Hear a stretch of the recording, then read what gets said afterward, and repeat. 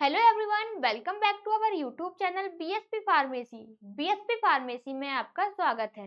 BSP pharmacy एक ऐसा platform है जो आपको डी फार्मा और बी फार्मा दोनों की तैयारी कराता है। तो फटाफट प्ले स्टोर पे जाइए और बीएसपी फार्मेसी ऐप को डाउनलोड कीजिए। तो आज की वीडियो में हम लोग बात करेंगे डिसइंफेक्टेंट्स के बारे में। वीडियो को लास्ट तक जरूर देखना। वीडियो में कोई भी इम्प्रूवमेंट करने को है तो कमेंट सेक्शन में कमेंट करके जरूर बताना। और आप बीएसपी फार्मेसी के पेन किलर कोर्स को भी ज्वाइन कर सकते हैं, जहां पर आपको एग्जाम की तैयारी 15 दिन के अंदर बिल्कुल परफेक्ट तरीके से कराई जाएगी। तो जल्दी से जाइए पेन किलर बैच को ज्वाइन कीजिए। और ये जो डिसइंफेक्टेंट्स की पीडीएफ है वो हम अपने टेलीग्राम चैनल पे अपलोड कर देंगे, वहां से जाके आप लोग डाउनलोड कर सकते हैं। टेलीग्राम चैनल की लिंक आपको हमारे डिस्क्रिप्शन बॉक्स में मिल जाएगी, तो जल्दी से जाइए और टेलीग्राम चैनल को ज्वाइन कीजिए। ये आइए जानते हैं कि डिसइंफेक्टेंट्स क्या होते हैं। ये डिसइंफेक्टेंट्स क्या होते हैं? डिसइंफेक्टेंट्स जो होते हैं वो आपके एंटी माइक्रोबियल एजेंट्स होते हैं। तो सबसे पहले हम लोग डिसइंफेक्टेंट्स की प्रॉपर डिफिनेशन जान लेते हैं कि डिसइंफेक्टेंट्स होते क्या है। तो disinfectants are antimicrobial agents that are applied to non living object to destroy micro organism. जो आपके डिसइंफेक्टेंट्स होते हैं वो क्या होते हैं? एंटीमाइक्रोबियल एजेंट्स होते हैं। इनको हम क्यों यूज करते हैं? जो भी आपके माइक्रो ऑर्गेनिज्म होते हैं उनको किल करने के लिए या फिर डिस्ट्रॉय करने के लिए डिसइंफेक्टेंट्स का यूज करते हैं। अब जो आपके डिसइंफेक्टेंट्स होते हैं वो किन पे यूज करते हैं? जो आपके नॉन लिविंग ऑब्जेक्ट होते हैं, जैसे कि फर्श हो गया या फिर टेबल हो गई, इन सब पे जो भी आपके माइक्रो ऑर्गेनिज्म है उनको किल करने के लिए डिसइंफेक्टेंट्स का यूज करते हैं। अब हम लोग डिसइंफेक्टेंट्स के एग्जाम्पल की बात कर ले तो सबसे पहले आपको देखने को मिलेगा ब्लीच हो गया, हाइड्रोजन पेरोक्साइड हो गया, अल्कोहल हो गया, और आपका वेस्ट क्लीनर्स, जितने भी क्लीनर्स होते हैं वो आपके क्या होते हैं? डिसइंफेक्टेंट्स होते हैं। और एंटीसेप्टिक क्या होते हैं? एंटीसेप्टिक की बात करें तो antiseptics are antimicrobial agents that are applied to living object to destroy micro organism.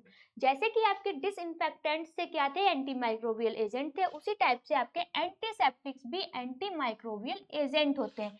इनका यूज क्यों करते हैं? इनका भी यूज हम माइक्रो ऑर्गेनिज्म को डिस्ट्रॉय या फिर किल करने के लिए करते हैं। अब जो डिसइंफेक्टेंट्स थे उनका यूज हम लोग नॉन लिविंग थिंग्स पे कर रहे थे, जैसे कि आपका फर्श हो गया, इन पे कर रहे थे। और जो आपके एंटीसेप्टिक हो गए उनका यूज हम लोग लिविंग ऑब्जेक्ट पे करेंगे, जैसे कि हम लोग सैनिटाइजर का यूज करते हैं, हाथ पे करते हैं, तो ऐसे लिविंग ऑब्जेक्ट पे हम लोग एंटीसेप्टिक का यूज करते हैं।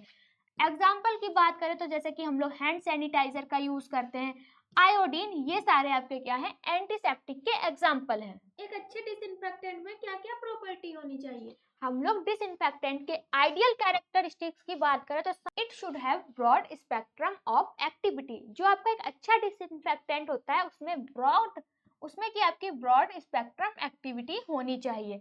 अब ये ब्रॉड स्पेक्ट्रम एक्टिविटी क्या है? जैसे आपके दो माइक्रो ऑर्गेनिज्म है, एक ए माइक्रो ऑर्गेनिज्म है और दूसरा आपका बी माइक्रो ऑर्गेनिज्म है। अब जो आपका डिसइंफेक्टेंट्स होते हैं उनमें दोनों माइक्रो ऑर्गेनिज्म को किल करने की प्रॉपर्टी होनी चाहिए। आपका डिसइंफेक्टेंट ऐसा नहीं होना चाहिए कि ए वाले माइक्रो ऑर्गेनिज्म को किल कर रहा है और बी वाले को नहीं किल कर रहा है। यही आपका क्या है? ब्रॉड स्पेक्ट्रम ऑफ एक्टिविटी है। फिर सेकंड नंबर पे क्या है? It should be fast acting. जो आपका डिसइंफेक्टेंट होना चाहिए वो फास्ट एक्टिंग होनी चाहिए, उसकी मतलब कि जल्दी से वर्क करे। It should be non toxic, मतलब कि नॉन टॉक्सिक होना चाहिए। It should be stable, stable होना चाहिए। It should have a high penetration power, उसकी जो पेनिट्रेशन पावर होनी चाहिए वो आपकी हाई पेनिट्रेशन पावर होनी चाहिए। It should be in expensive and easily available, वो ज़्यादा आपका एक्सपेंसिव नहीं होना चाहिए और आसानी से मिल जाए, ऐसा डिसइंफेक्टेंट होना चाहिए। डिसइंफेक्टेंट का क्लासिफिकेशन और मोड ऑफ एक्शन क्या होता है? डिसइंफेक्टेंट की classification of mode of action की बात करें तो different type of disinfectant show different mode of action. जैसे कि आपके डिफरेंट डिफरेंट टाइप के क्या होते हैं? डिसइंफेक्टेंट्स होते हैं जो अपना अलग अलग टाइप से वर्क करते हैं, मतलब कि उनका अलग अलग मोड ऑफ एक्शन होता है। सबसे पहले हम लोग फिनॉल्स एंड फिनोलिक कंपाउंड होते हैं, अल्कोहल होता है आपका, एल्डिहाइड्स होते हैं, हेलोजेंस होते हैं और हैवी मेटल्स होते हैं, ऑक्सीडाइजिंग एजेंट होते हैं और डाइस होंगे। ये सारे क्या हैं? आपके डिसइंफेक्टेंट्स के क्लासिफिकेशन है। सबसे पहले हम लोग बात करेंगे फिनॉल एंड फिनोलिक कंपाउंड के मोड ऑफ एक्शन की, एग्जाम्पल की और यूज की। कैसे जो आपका फिनॉल्स एंड फिनोलिक कंपाउंड है वो कैसे वर्क करता है, मतलब कि कैसे उसका मोड ऑफ एक्शन क्या है, एग्जाम्पल, और साथ ही साथ उसका यूज क्यों करते हैं। अच्छा बताइए, फिनॉल और फिनोलिक कंपाउंड का मोड ऑफ एक्शन क्या है? फिनोल एंड फिनोलिक कंपाउंड का मोड ऑफ एक्शन की बात करें तो सबसे पहले हम लोग मोड ऑफ एक्शन की बात करते हैं कि ये वर्क कैसे करता है। The nature protein and disturb cells membrane of micro organism. जैसे कि आपकी क्या है, एक कोई भी माइक्रो ऑर्गेनिज्म है, इसके अंदर क्या होगा, आपका न्यूक्लियस होगा, ये सेल वॉल है। तो अब फिनॉल एंड फिनोलिक कंपाउंड क्या करते हैं, जो भी आपका माइक्रो ऑर्गेनिज्म है उसकी सेल मेम्ब्रेन को डिस्टर्ब कर देते हैं, मतलब कि डिस्ट्रॉय कर देते हैं, और प्रोटीन को क्या करते हैं, प्रोटीन नेचर को भी डिस्ट्रॉय कर देते हैं। तो ये आपका फिनॉल एंड फिनोलिक कंपाउंड का मोड ऑफ एक्शन है। एग्जाम्पल की बात करेंगे तो इथेनॉल और आइसोप्रोपेनॉल ये एग्जाम्पल है। अब इनका यूज क्यों करते हैं, they are widely as hand sanitiser and surface disinfectants. इनका यूज करते हैं जैसे कि जो हैंड सैनिटाइजर में और सरफेस डिसइंफेक्टेंट्स में हम किसका यूज करते हैं, फिनॉल्स एंड फिनोलिक कंपाउंड का यूज करते हैं। एल्डिहाइड का मोड ऑफ एक्शन क्या है? एल्डिहाइड के मोड ऑफ एक्शन की बात करें तो cross link protein and inactive nucleic acid. जैसे कि ये क्या है, आपका कोई माइक्रो ऑर्गेनिज्म है, इसके अंदर क्या है, न्यूक्लिक एसिड है, क्या मतलब कि डीएनए है, आरएनए है, तो इसमें क्या कर देते हैं ये लोग, क्रॉस लिंक कर देते हैं, जिससे कि जो आपका माइक्रो ऑर्गेनिज्म होता है ये तो वो डिस्ट्रॉय हो जाता है या वो अपनी ग्रोथ नहीं कर पाता। अब ये क्रॉस लिंक क्या होता है कि एडेनिन होता है वो आपका थाइमीन के साथ बॉन्ड बनाता है, और ग्वानिन साइटोसिन के साथ क्या होता है, बॉन्ड बनाता है। तो ये क्रॉस लिंक कर देता है, ये एडेनिन साइटोसिन के साथ बॉन्ड बना देगा और ग्वानिन का थाइमीन के साथ बॉन्ड बना देगा। इस टाइप से ये क्रॉस लिंक कर देता है। एग्जाम्पल क्या है? एग्जाम्पल की बात करें तो फॉर्मल्डिहाइड और ग्लूटोएल्डिहाइड ये आपके एल्डिहाइड्स के एग्जाम्पल हैं। और इसका यूज कब करते हैं? यूज की बात करें तो for high level disinfection and sterilization और डिसइंफेक्शन के लिए हम लोग एल्डिहाइड्स का यूज करते हैं। हेलोजेंस का मोड ऑफ एक्शन क्या है? हेलोजेंस के मोड ऑफ एक्शन की बात करें तो ये क्या करते हैं, जो भी आपके माइक्रो ऑर्गेनिज्म होते हैं उनके सेलुलर कंपोनेंट को ऑक्सीडाइज कर देते हैं। इसका एग्जाम्पल क्या है? एग्जाम्पल की बात करें तो क्लोरीन और आयोडीन आपके हेलोजेंस के एग्जाम्पल हैं। इसका यूज कब करते हैं? Use they are used in water treatment and wound care.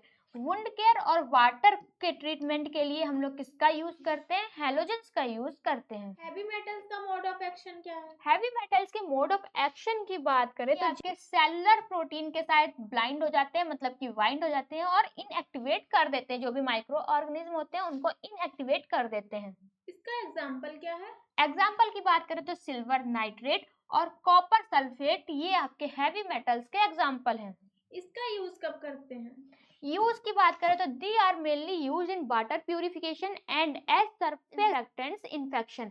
Water purification के लिए और जो आपका सरफेस डिसइंफेक्टेंट्स के लिए हम लोग हैवी मेटल्स का यूज करते हैं। ऑक्सीडाइजिंग एजेंट का मोड ऑफ एक्शन क्या है? ऑक्सीडाइजिंग एजेंट्स के मोड ऑफ एक्शन की बात करें तो जो भी आपके माइक्रो ऑर्गेनिज्म के सेलुलर कंपोनेंट्स होते हैं उनको ऑक्सीडाइज कर देते हैं। इसका एग्जाम्पल क्या है? एग्जाम्पल की बात करें तो हाइड्रोजन परऑक्साइड और पर एसिटिक एसिड ये आपके एग्जाम्पल हैं ऑक्सीडाइजिंग एजेंट के। इसका यूज कब करते हैं? मेडिकल और फूड प्रोसेसिंग में क्या करते हैं, ऑक्सीडाइजिंग एजेंट्स का यूज करते हैं। इसके फैक्टर्स क्या क्या हैं? फैक्टर्स की बात करें तो सबसे पहले आपको फैक्टर देखने को मिलेगा कॉन्सेंट्रेशन ऑफ डिसइंफेक्टेंट्स, फिर टेम्परेचर है, उसके बाद कांटेक्ट टाइम है, पीएच ऑफ द इन्वायरमेंट का पीएच है, सरफेस कंडीशन है, कैरेक्टरिस्टिक्स ऑफ माइक्रो ऑर्गेनिज्म और वाटर हार्डनेस। ये सारे आपके डिसइंफेक्टेंट्स के इन्फ्लुएंसिंग फैक्टर्स हैं। आई होप आप लोगों को वीडियो समझ में आई होगी। अगर वीडियो समझ में आई हो तो लाइक करें, कमेंट करें और हमारे चैनल को सब्सक्राइब करें। वीडियो को लास्ट तक देखने के लिए थैंक यू सो मच।